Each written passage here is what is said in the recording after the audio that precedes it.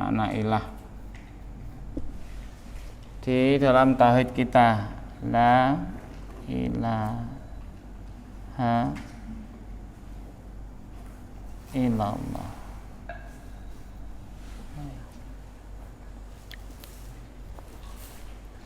Ini akidah kita ya. Kenapa kita, saya ulangi sedikit, kenapa kita harus membahas ini? Karena ini masalah akidah ya. Ya, akidah itu fondasi ya. Fondasi keimanan. Keimanan itu fondasi kita. Ibarat bangunan, kalau bangunan ini fondasinya kuat, maka ya kuat. Ya, bangunan ini kuat. Enggak akan goyah ya. Diterpa isu, ada masalah, enggak akan goyah. Tapi kalau fondasinya lemah, ya bangunan itu lemah. Ya seperti gini. Kalau seorang itu akidahnya lemah, ya ada gangguan sedikit, ibadahnya jadi males, ya. Misalnya hujan, ya, hujan atau bukan hujan ya, kakinya sakit sedikit, sudah malas ke masjid, ya. Sibuk sedikit, tilawahnya nggak jalan dengan baik, ya. Kita tuh baca Quran seminggu sekali atau sehari sekali atau berapa kali sekali? Baca Quran setiap hari apa setiap minggu? Setiap hari. Nah, berat apa mudah? Untuk selalu istiqomah berat apa mudah? Berat ya. Nah, itu tergantung fondasinya, akidahnya. Ya. Kalau akidahnya kuat, ya kita akan meskipun berat akan menjalankan. Tapi kalau fondasinya itu, akidahnya itu lemah, ya gampang. Iman itu tergoda oleh ngantuk, tergoda oleh capek, apalagi tergoda oleh lapar, ya. Itu karena apa? Karena akidahnya nggak kuat. Nah, kalau akidahnya nggak kuat ya gampang tergoda oleh hal-hal yang ada di sekitar kita. Makanya kita harus memahami betul ya tauhid ini ya, la ilaha illallah ya. Nah, yang kita ucapkan la ilaha illallah ini memiliki makna ya.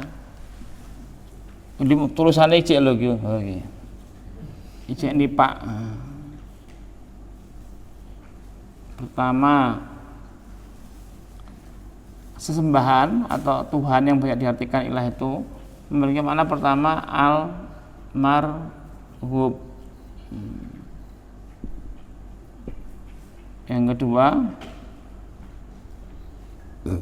marhub. Yang ketiga matbu.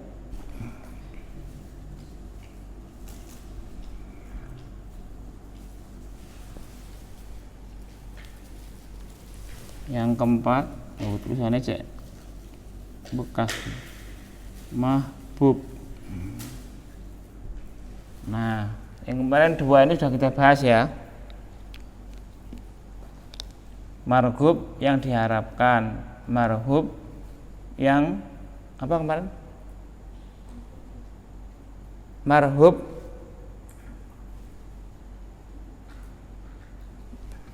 nah, pengajine seminggu pindho be. Marhub yang diharapkan, marhub yang ditakuti ya. Jadi kalau kalian mengakui Allah sebagai sesembahan dalam kalimat la ilaha illallah itu berarti tidak ada yang diharapkan pertolongannya kecuali Allah. Tidak ada yang ditakuti kecuali Allah ya. Tidak takut sama memedi, tidak takut sama lapar, tidak takut sama pekerjaan, pengangguran, rezeki, tapi takutnya hanya kepada Allah. Apa ada orang yang takut sama uang? Ada. Orang ada duit wedi. Ya. karena tidak punya uang menghalalkan segala cara, misalnya untuk kerja ya harus meninggalkan sholat, ya harus meninggalkan hijab, ya itu kan orang lebih takut kepada duniawi daripada takut kepada Allah SWT. Itu bagi kita yang bersyahadat la ilaha illallah, berarti tidak ada yang ditakuti kecuali Allah SWT. Nah, karena kita lagi bekerja nih, rampung, wah tanggung, padahal azan, wah tanggung ini. Nah, berarti lebih takut pada selain Allah. Ya. Kalau di kota Mekah, ya, apabila sudah dikumandangkan azan, itu warung-warung ditinggal, toko-toko di sekitar ditinggal. Udah pelung-pelung we. Betul dengar azan sudah tinggal. Enggak ada transaksi, ya. Karena apa? Ya, yang diharapkan itu adalah karunia dari Allah SWT, ya. Nek dodolan wae nglayani pembeli ya mungkin untuk duit. Tapi duit itu barokah apa enggak kan gitu. Ya. Juga yang enggak takut barang dagangannya enggak laku gitu. Karena lebih takut kepada siksa Allah SWT. Nah. Jadi kenapa orang itu berbuat dosa? Orang itu berbuat dosa karena tidak takut kepada ancaman neraka. Takut kepada neraka kuwi diomong kan penak itu. Wedi neraka wedi. Tapi dipraktekkan benar enggak kita takut gitu loh. Misalnya begini. Malamnya bergadang, kemudian terdengar azan. Ngantuk ya, manusiawi masih ngantuk berat itu ya. Terus padahal nggak timbul rasa takut, ya Allah kalau saya tidak bangun sholat saya takut dilaknat Allah SWT. Pernah nggak seperti itu? Ada kisah zaman dulu seorang pemuda, ya, dia dalam perjalanan terasa sangat lapar karena perjalanan jauh. Kemudian tiba di sungai kecil Siring, ngerti Siring nggak? Tahu nggak Siring? Apa ya? Aliran sungai kecil apa? Irigasi kecil? Hah? Siring mek cara Jawa ya? Hah? Teras Siring gitu. Wah ada di sawah itu kan di pematang sawah kan soal ada air mengalir ya. Nek Jawa ini kita siring ya, ini apa itu? Kalen, itu kalenan lah gitu. Ono kintir apel, kan? Wah ngeleh kan, cukup. Kalau kalian nggak, diambil nggak? Ngeleh bingit, diambil. Diambil, ya. Gua ambil, terus dimakan sama pemuda tadi. Bismillah ya makan. Terus setelah kenyang, dia baru sadar, weh. Iki mau ki apele sapa ya? Kentir nang kene iki. Nah, dia penasaran kan. Wah, ini dia takut dilaknat oleh Allah SWT. Ini jangan-jangan nih punya orang ini jadi haram, jangan-jangan nanti malah makanan yang haram ini masuk dalam daging saya jadi potensi neraka. Kalau orang makan barang haram, makan kan dalam tubuh jadi daging, ya kan? Di antara jadi lemak.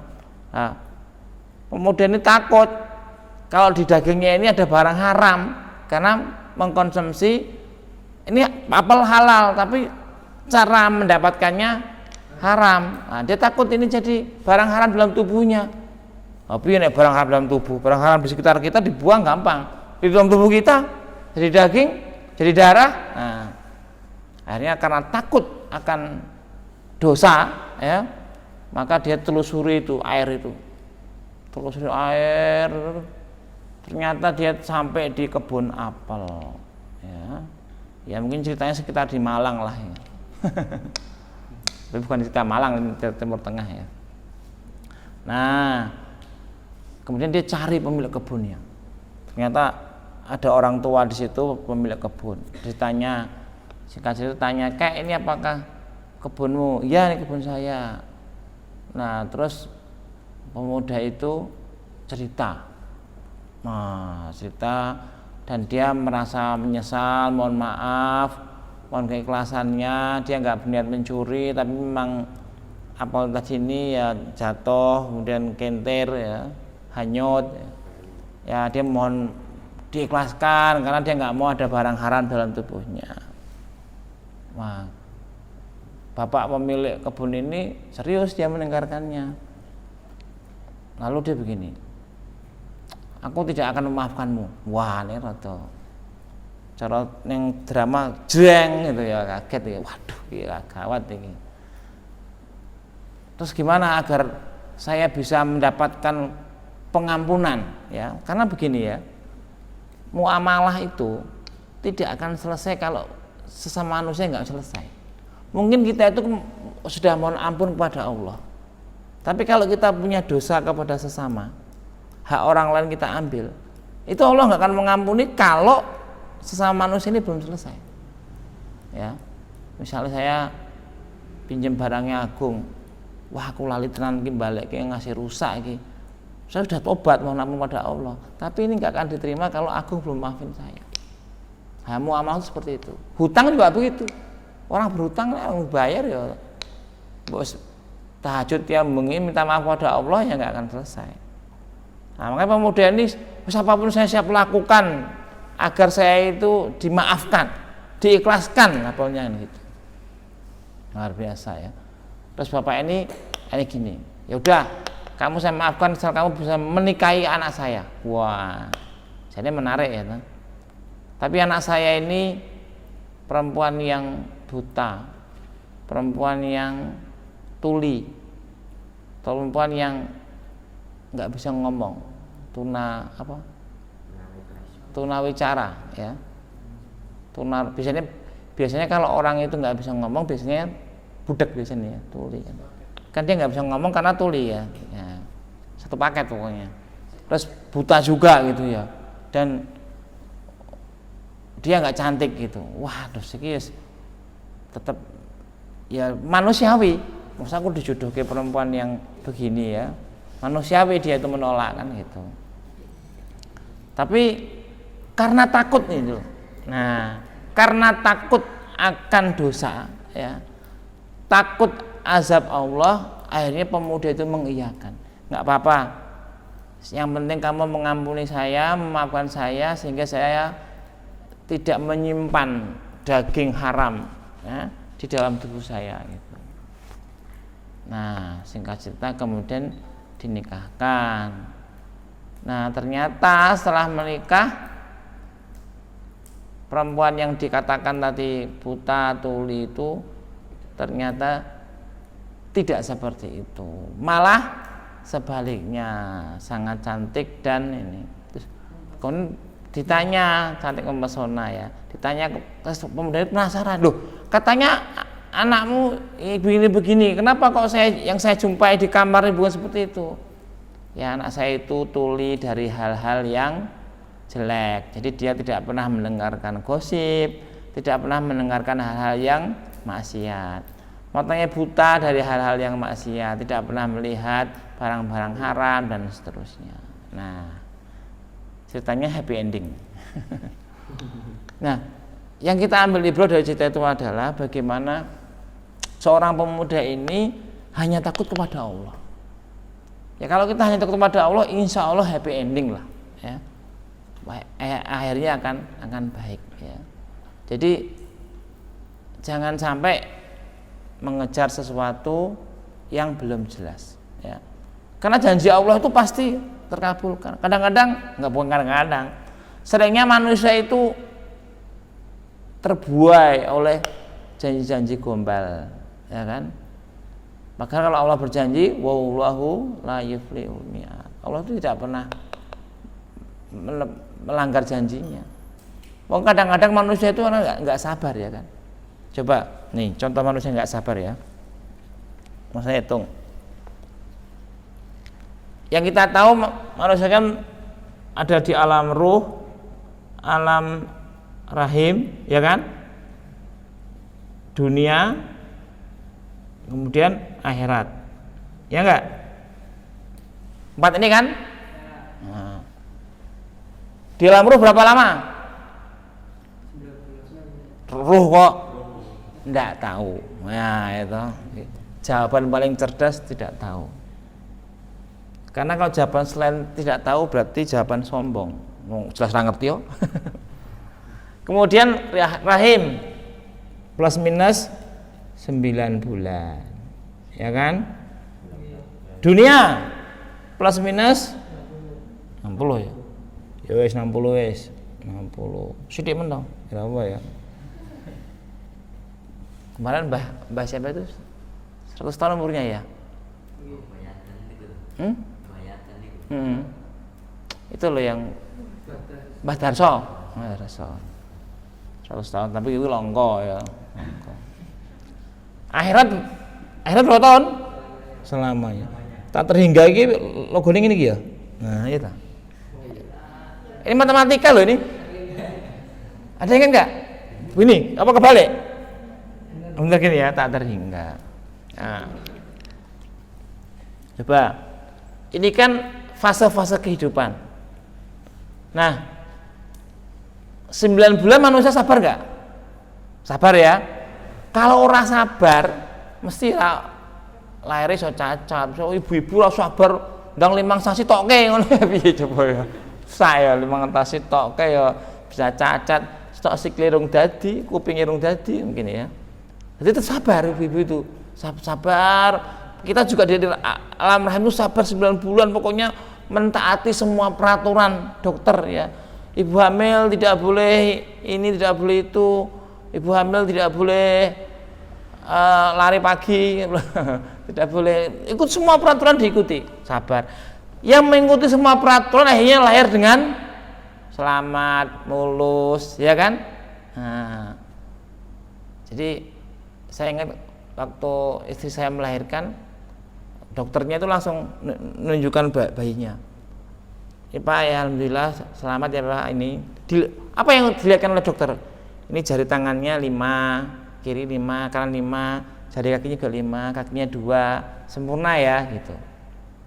Saya tuh nggak membayangkan kalau ada bayi yang ini jarinya 6, bahkan dia yang terima dia. Itu yang paling mengkhawatirkan loh. Nanti kalau kalian jadi orang tua itu, anakku lahir piye gitu. Wah, itu paling mengkhawatirkan. Dan paling menggembirakan ketika anak kita itu sempurna. Ini karena kesabaran 9 bulan, ya kan? Ya yang di sini nih 9 bulan untuk bekal 60 tahun, ya kan? Kalau 9 bulan ini nggak sabar, 60 tahun ini mesti ya mungkin bisa dikatakan menderita atau ya susah, ya kan? Misalnya orang lahir cacat, ya kan? Naudzubillah min dzalik. Mesti 60 tahun ini dia akan mengalami kehidupan yang sulit, ya kan? Nah, sekarang 60 tahun ini bekal untuk selamanya. Kalau 60 tahun ini nggak sabar, tidak mengikuti peraturan Allah SWT, ya ini selama ini akan susah hidupnya. Masuk nggak logikanya? Paham ya? Nah, jadi kita itu harus sabar. 9 bulan kita sabar, semua peraturan diikuti, ya kan? 60 tahun ini juga harus sabar. Kenapa? Kita sabar 60 tahun untuk selamanya. Nah, masalahnya itu.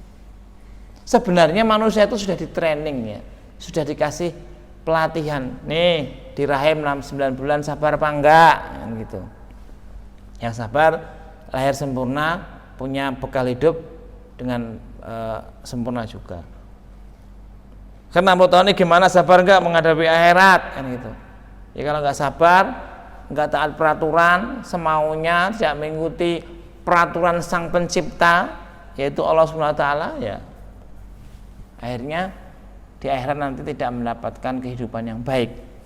Nah, tapi kebanyakan manusia itu tidak sabar. Di sini sabar. Mayoritas orang itu sempurna kan ya? Ya ada orang yang nggak sempurna lahir tapi sedikit, mayoritas sempurna ya. Kalau ibu-ibu hamil ngerokok, minum alkohol, kemudian nggak terkendali, ya anaknya lahir mesti bisa idiot, bisa apa. Ada, tapi itu sedikit. Karena kebanyakan sabar. Tapi di sini nih yang kebanyakan nggak sabar. Akhirnya sebagian besar manusia masuk ke neraka. Nah, ini kita harus sabar, ya. Allah sudah memberikan ancaman, peringatan neraka. Makanya nih, tidak ada yang kita takuti kecuali Allah SWT. Ya. Untuk mentaati Allah harus dengan kesabaran, ya. Kesabaran karena kita takut kehidupan kita nanti di akhirat tidak bisa bahagia. Ada orang yang nggak percaya kehidupan akhirat, ya semoga saja. Rumah sana bar mati kok reinkarnasi, ya kan? Reinkarnasi jadi pohon, jadi nyamuk, jadi apa gitu ya. Itu pikiran-pikiran yang ngawur. Karena apa? Semua teori ilmiah mengatakan bahwa dunia ini akan berakhir, ya kan? Itu bisa diakal manusia. Energi matahari itu akan habis. Semua orang tahu. Matahari ini bisa dihitung kapan habisnya. Ya kan? Minyak bumi juga lama-lama habis. Jadi di dunia ini semuanya fana. Maka kiamat itu adalah niscaya. Kiamat itu pasti terjadi. Nah, ngono kok ya ora percaya, rumangsane bar mati wis kan gitu ya.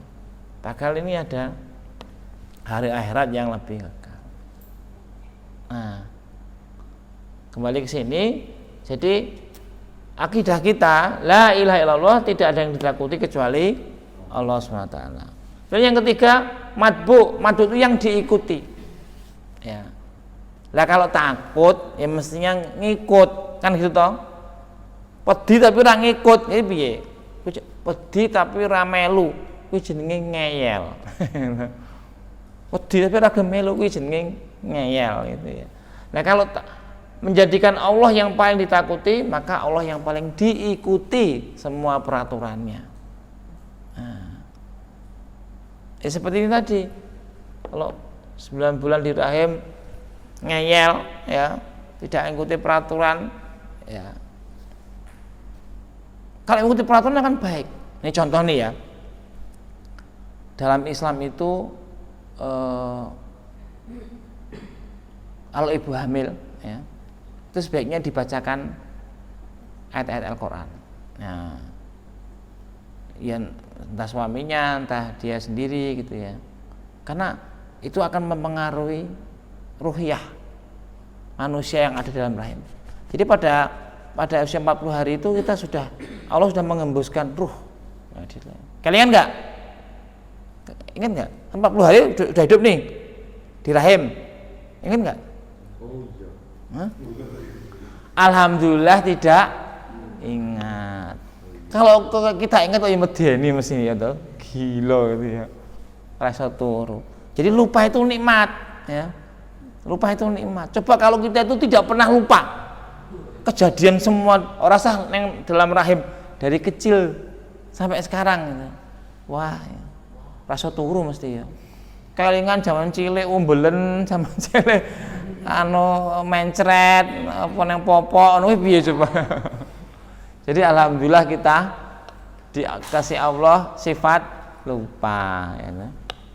Karena kita lupa maka diingatkan oleh Al-Qur'an, ya. Al-Qur'an itu sebagai petunjuk, sebagai pengingat. Pilo dhisik kowe setahun ini itu diingatkan dalam Al-Qur'an. Makanya manusia yang pelupa itu dikasih peringatan. Jadi la ilaha illallah, tidak ada Tuhan yang paling diikuti kecuali Allah SWT. Allah SWT itu pencipta yang bertanggung jawab, menciptakan manusia, juga menciptakan panduannya untuk hidup. Ya, apa panduan kita? Al-Quran dan hadis. Itu panduan kita yang harus kita ikuti. Kata Nabi SAW, ya, aku wariskan kepada kalian ya 2 panduan, yaitu kitabullah dan sunnahku, sunnah Rasul. Jadi Rasul datang ke muka bumi itu ngasih peringatan manusia-manusia yang lupa, ya, dibawain kitab, ya, yaitu Al-Quran. Al-Quran ini peraturan-peraturan, ya. Nah kalau kita nggak ngikuti peraturan dalam Quran, ya nanti di akhirat kita akan hidup susah.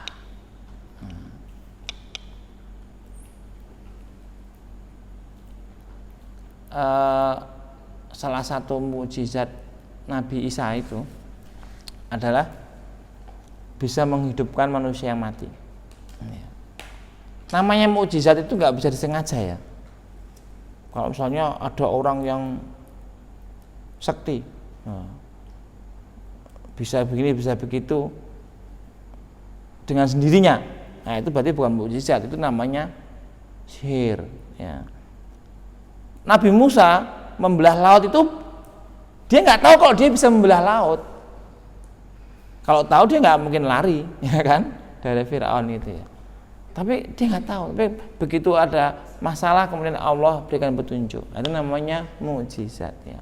Tapi kena wong dengan kemauan sendiri bisa merubah spidol menjadi coklat, nah misalnya itu ya. Nah ini ya, namanya sihir. Tapi kan ada orang-orang soleh itu kemudian tiba-tiba ditolong oleh Allah. Kayak Jenderal Sudirman itu kan cerita ya. Dia dikepung oleh Belanda terus kemudian berondong peluru gitu, nggak luka sama sekali. Tapi dia nggak tahu bahwa dia itu punya bukan kebal. Ya. Nah itu namanya mukjizat untuk Nabi, kalau untuk manusia biasa namanya karomah. Ini aku cerita apa? Hah? Yang selalu diikuti. Apa? Peraturan ya, peraturan yang selalu diikuti. Jadi Allah SWT menciptakan peraturan untuk kebaikan manusia, yaitu Al-Quran dan Sunnah. Oh, saya cerita Nabi Isa tadi itu saya. Dulu Ersan guyung-guyu ya udah dilali. Jadi Nabi Isa itu menghidupkan orang yang sudah mati. Nah, orang yang sudah mati ini sudah mati lama ini. Kan pertama Nabi Isa, Bani Israel tuh orangnya ngeyel. Jadi orang baru mati kemarin dihidupkan lagi. Terus jare Bani Israel gampang nek ngurip wong tembe mati. Saya coba uripne sing mati ini wis ribuan tahun ya. Nabi Isa bisa. Atas pertolongan Allah SWT. Nah, orang yang mati ini cerita tentang ya bagaimana di alam barzah, alam kubur ya, di alam kubur untuk memberikan penjelasan kepada Bani Israel gitu ya. Jadi kehidupan yang akan datang itu pasti ada. Ya. Kalau orang-orang terdahulu nunggu yaumul hisab lama sekali ya. Coba kalau orang yang meninggal pada zaman Nabi Adam, yang kuburan yang alam kubur suwe biangan kesaiki sing ngenteni. Ya kan? Kan barang-barang itu dibangkitkan kan? Enggak bergelombang ki umat Nabi Adam Nabi Idris, Nabi Nuh ya. Kan barang-barang itu. Nunggunya lama sekali itu ya. Ya kalau kita meninggal enggak tahu nunggunya berapa ribu tahun loh ya tergantung umur dunia ini kan gitu. Nah, jadi itu syahadat kita bahwa kita mengakui Allah satu yang diikuti. Karena petunjuk-petunjuk itu sudah benar, sudah banyak. Ya. Al-Quran hudal lil muttaqin, petunjuk bagi orang-orang yang bertakwa. Nah. Jadi Al-Quran itu tidak hanya pajangan, ya. Pajangan rapi ya tumpuk gitu ya. Tapi harus kita baca setiap hari. Yang lebih baik lagi kita pelajari dan kita amalkan. Al-Quran itu kata Allah begini, dalam Quran ada itu. Andai kata semua pohon dijadikan pena dan lautan menjadi tinta, tidak cukup untuk menulis kalimat Allah. Ya. Karena kandungan yang dalam Quran itu sampai yaumul kiamah akan menjawab semua permasalahan manusia. Nah, jadi sebenarnya kita nggak usah bingung. Piye carane ya kau yang cari jodoh misalnya, untuk jodoh piye carane? Buka Al-Qur'an. Sebenarnya untuk gawean lulus sekolah, buka Al-Qur'an. Insya Allah di situ ada solusinya. Nah, karena Allah sendiri menjanjikan orang yang sibuk dengan Al-Qur'an itu dia akan diberikan oleh Allah jalan keluar meskipun dia tidak minta. Nah, ini ya, matbu yang harus diikuti semua peraturannya.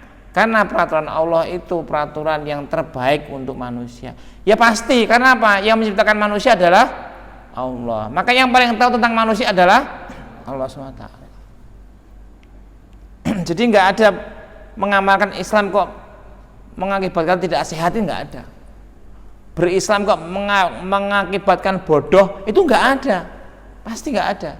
Berislam kok mengakibatkan miskin, itu pasti nggak ada. Ya. Karena apa? Allah tidak menghendaki hambanya bodoh, tidak menghendaki hambanya sakit dan sebagainya. Jadi mengikuti Islam itu dengan baik. Kemudian yang keempat, mahbub. Mahbub apa artinya mahbub? Cinta, ya. La ilaha illallah, tidak ada Tuhan, tidak ada sembahan yang paling dicintai kecuali Allah SWT. Ya. Coba dibuka Al-Qur'annya.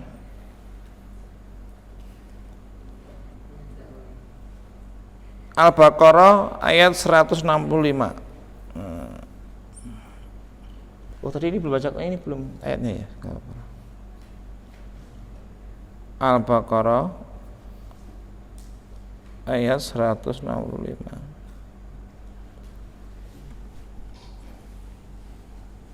Coba jangan baca. Ersat baca coba. Oh. Dikasih kok ayat Mas Agung. Nah.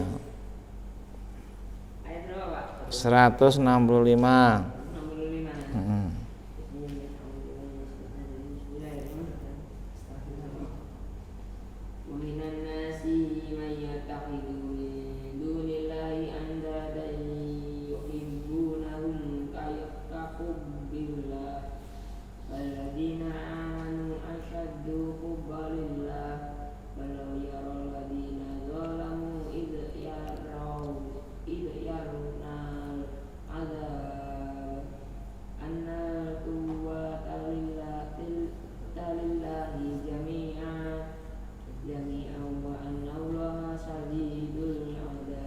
Ya, artinya siapa membaca artinya?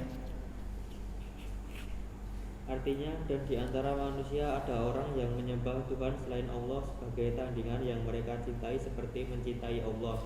Adapun orang-orang yang beriman sangat besar cintanya kepada Allah.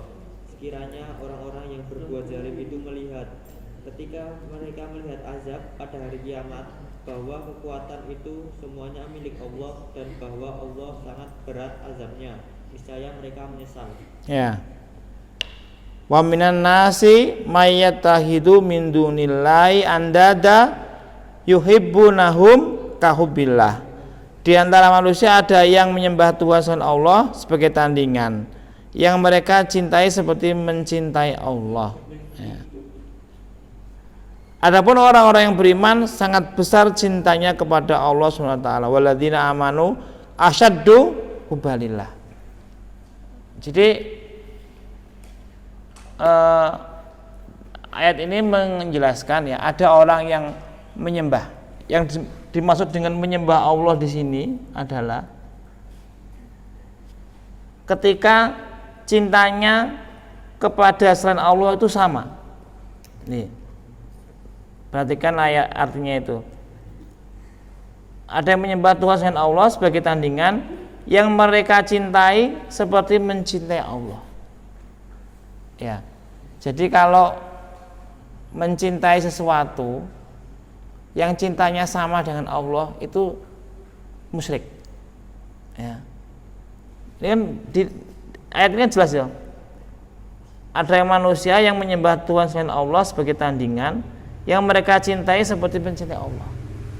Jadi kalau mencintai sesuatu sama dengan mencintai Allah itu artinya syirik. Ya. Jadi gini, ada orang suka berbuat baik, ya, suka beribadah, tapi dia suka berbuat dosa juga. Sama-sama. Wah, orang itu rajin mengaji, rajin ke masjid, sholat berjamaah, tapi dia masih judi, dia rajin juga mencuri misalnya. Nah ini bukan orang-orang beriman, karena mereka mencintai Allah, mencintai peraturan Allah, juga mencintai apa-apa yang dilanggar Allah, menyukai sama. Ya. Walladzina amanu asyaddu hubbalillah. Dan orang-orang yang beriman itu cintanya itu amat besar. Jadi paling, ya, asyaddu itu paling besar, ya, amat sangat besar. Tidak sama. Ya. Karena apa? Karena yang diharapkan, ditakuti dan diikuti hanya Allah. Jadi akidah Islam itu menuntut kita untuk mencintai Allah di atas segalanya. Nah, kalau mengharapkan, takut, mengikuti itu kan seperti kondisi dipaksa, ya. Dipaksa, wong tak wedi kan dipaksa toh. Kepaksa wedi. Ora ana kok wis aku rela wedi kan ya. Jadi takut itu dipaksa. Ikut tuh kadang-kadang juga dipaksa. Ya. Tapi kalau namanya mencintai itu nggak ada mencintai kok terpaksa. Ya kan? Aku terpaksa mencintaimu ya ora ono. Mencintai itu berarti dengan sukacita, dengan sepenuh hati, dengan ringan. Nah, kalau mencintai itu masih ringan, ya kan?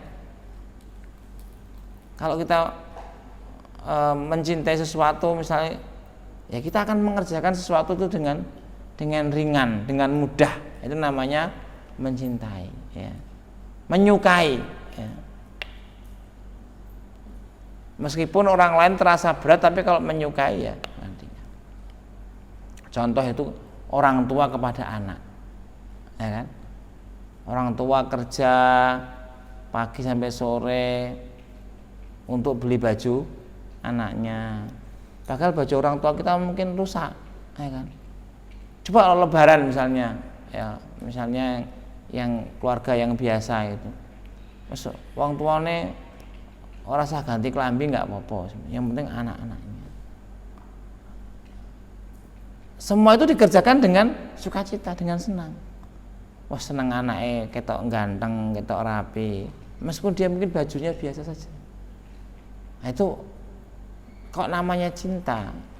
Itu membuat semuanya menjadi mudah, semuanya menjadi ringan. Tapi ono ora wong tua sing gedeng karo anake. Ya, hampir enggak ada ya, kecuali orang gila kali ya. Semua orang tua mencintai anaknya. Tapi mungkin ada anak tiri kali ya, enggak dicintai ya. Anak tiri enggak diurus gitu ya.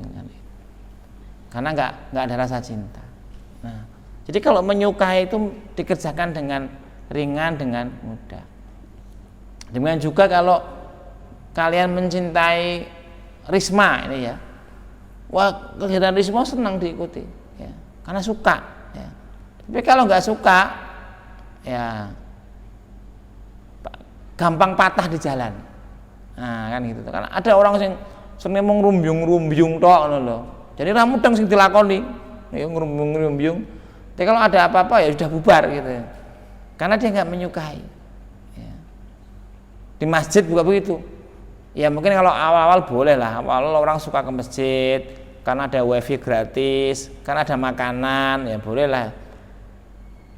Kalau masih mengejar itu berarti belum mencintai. Kalau mencintai itu ya sebagaimana dalam hadis ya, seorang pemuda yang hatinya tertambat di masjid itu jaminan surga. Senang ke masjid. Pada waktu SD senang di masjid, SMP senang di masjid, SMA aktif di masjid, kuliah aktif di masjid, kerja aktif di masjid. Nah, ini sebagian remaja ini waktu masih jadi pengurus jamaah di masjid aktif, angkatannya agung. Tapi sekarang sebagian dolen di dodol ketok ya. Nah, ya mungkin dulu senengnya mengrumbyung tok gitu ya, senengnya gayang-gayangan. Mergo nang masjid ana bakar-bakaran sate misalnya ana apa gitu. Makan seneng, tapi begitu enggak lagi ya sudah hilang. Nah, terseleksi ya. Tapi yang mencintai masjid, ya pasti akan senang ya ke masjid. Saya dulu kecil seringnya turun ke masjid, ya. SD, SMP, SMA juga. Ya. Waktu kuliah tinggal di masjid, jadi marbot. Lumayan kan nggak kos tinggal di masjid. Ya. Tapi kita enak, ya. Kalau kita suka ke masjid ya minimal terjaga. Ya. Maksud sama masjidan Arab berbuat yang tidak baik kan nggak mungkin.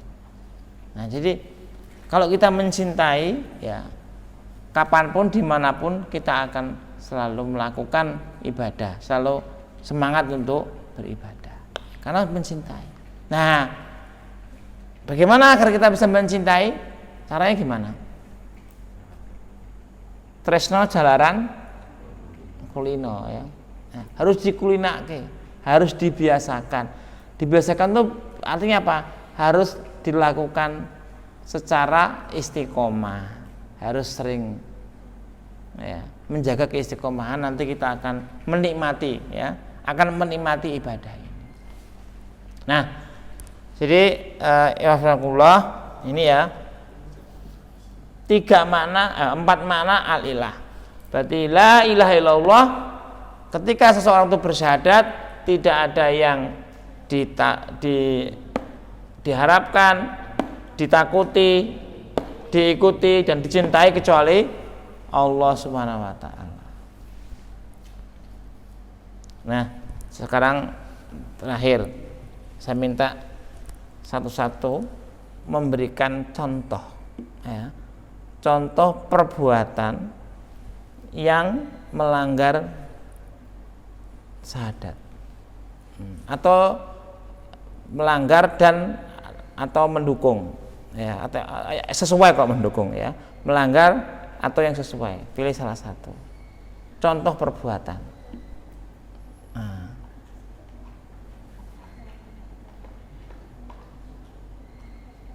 Yang keseharian kita saja, keseharian kita ya. Apa? Ya maksudnya apa? Contoh perbuatan ya. Berbohong. Berbohong itu artinya apa berarti? Enggak, maksudnya di sini loh. Berarti kalau berbohong itu tidak takut ya, tidak takut dosa ya. Tidak takut dosa karena berbohong kan dilarang. Yang lain? Judi. Kenapa judi? Melanggar syahadat. Hah? Nah iya, kenapa melanggar? Itu dia nggak melanggar itu kenapa? Haram. Ya, judi itu kan untung ya, pasti judi itu sesuatu yang diharamkan ya. Kalau orang mengerjakan judi atau melakukan judi, ya dia tidak takut kepada Allah. Orang judi itu jelas dia tidak mengharapkan kepada Allah ya. Karena orang judi itu hanya peruntungan saja ya. Atau mungkin niat jahat kan. Kalau dia bermain fair, dia hanya mengandalkan peruntungan, jadi untung-untungan, bukan mengharapkan kepada Allah Subhanahu wa taala. Kalau dia berbuat curang, ya berarti niat jahat kan. Ada yang judi curang mungkin ada ya, bandar judi atau kalah bandar kok ya sing menang terus kan gitu. Ada yang lain? Nah ya apa maksudnya apa? Suka menonton orang buka aurat ya. Bukan pengalaman pribadi ya, jangan ya. Ya. Jadi itu hal yang tadi kayak kisah tadi ya, perempuan itu buta, ternyata dia buta tidak pernah melihat hal-hal yang maksiat ya. Ada yang lain? Murtad ya, pastilah kalau murtad ya sudah ya. Jadi maksud saya ini contoh perbuatan yang orang itu secara nggak sengaja dia melanggar syahadatnya gitu loh, membatalkan syahadatnya ya. Kalau murtad itu udah niat keluar dari Islam kan itu. Mencuri Pak. Ya mencuri. Apa? Mencintai larangan Allah.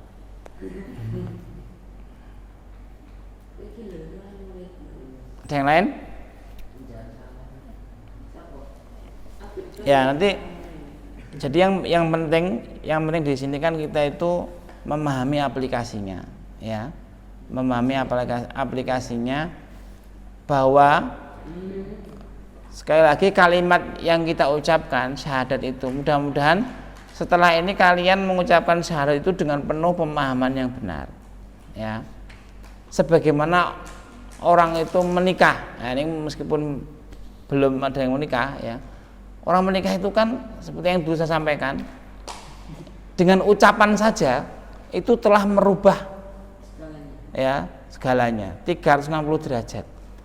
Yang awalnya sebelum menikah laki-laki mencium perempuan itu haram, itu. Kemudian menggoda perempuan itu haram, menjadi halal dan ibadah.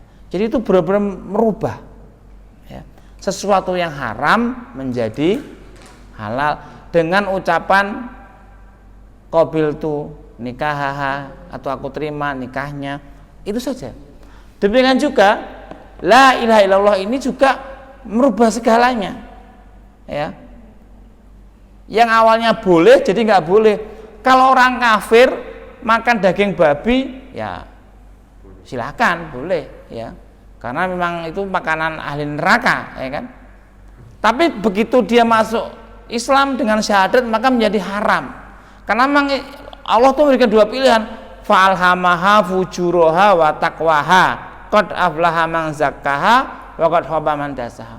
Jadi kasih petunjuk ini, jalan dosa, ya, dan jalan takwa, surga dan neraka. Wis milih ndi? Karena itu. Nek karepe surga, karepe takwa, karepe iman, ini hal yang harus dikerjakan dan hal yang harus ditinggalkan. Itu sudah jelas. Pembatasnya apa? Syahadat. Setelah orang bersyahadat tidak boleh melanggar peraturan yang Allah cantumkan dalam Al-Quran. Misalnya makan babi, makan darah, ya kan? Apa jenis? Kalau darah digoreng itu namanya apa? Saren, ya. Tidak boleh pesugihan, ya. Tidak boleh percaya bahwa di dunia ini ada kekuatan, ya. Kekuatan yang lebih hebat daripada Allah. Nah, ini pembatasnya adalah syahadat, ya. Nah, jadi setelah ini, ya, seharusnya kita membaca syahadat dengan penuh pemahaman, ya. Jadi apa yang kita lakukan, mana yang mendatangkan dosa, mana yang mendatangkan ridha Allah, itu harus kita tentukan. Karena itu adalah yang kita ucapkan, ya. Syahadat yang kita ucapkan. Dan syahadat itu yang dulu sudah saya sampaikan harus diikrarkan, ditunjukkan. Ishadu bi anna muslimin. Saya itu seorang muslim, ya. Ditunjukkan saya muslim, ya. Memiliki kebanggaan, ya. Memiliki bangga ketika kita hanya mencintai Allah, kita bangga. Bangga kita mencintai hal-hal yang halal, akan gitu, ya. Dan kita takut dengan hal-hal yang haram, ya. Bangga kita bisa menjalankan Al-Quran, bangga kita membaca Al-Quran, ya. Bangga kita tiap hari bisa tilawah. Apa yang kita banggakan? Setiap hari saya membaca Al-Quran, itu kebanggaan, ya. Bangga kita bisa jamaah di masjid, bangga kita bisa aktif di masjid, itu kebanggaan. Ya boleh kita aktif di tempat lain, ya, di kegiatan masyarakat, olahraga, hobi, ya itu bagus, ya. Tapi yang paling bangga adalah apa? Bahwa yang paling bangga kita menghidupkan masjid. Nah, karena apa? Walladzina amanu asyaddu hubbalillah. Orang-orang beriman itu cintanya sangat besar kepada Allah Subhanahu wa taala. Jadi apa-apa yang mendekatkan diri kepada Allah, itulah yang paling kita cintai. Baik, ya, sudah jam 9 lewat, ya. Mudah-mudahan kajian malam ini bisa kita pahami bersama sehingga menjadi bekal untuk kita, ya. Akidah ini, keyakinan ini, pemahaman ini hal yang paling penting, ya, dalam keimanan kita, ya. Karena orang itu kenapa berbuat dosa? Pertama karena bodoh, karena tidak tahu. Yang kedua ya karena memang nggak percaya pada Allah SWT. Ya. Kalau karena bodoh, Allah sudah menurunkan Rasulnya dan kitabnya, sehingga sudah dikasih ilmu, dikasih peringatan. Tapi kalau karena nggak yakin, ya berarti itu pilihannya untuk mengikuti langkah-langkah setan menuju ke neraka. Ya, mudah-mudahan Allah SWT senantiasa memberikan petunjuk kepada kita, sehingga kita bisa milih jalan yang benar dan jauh dari jalan yang salah.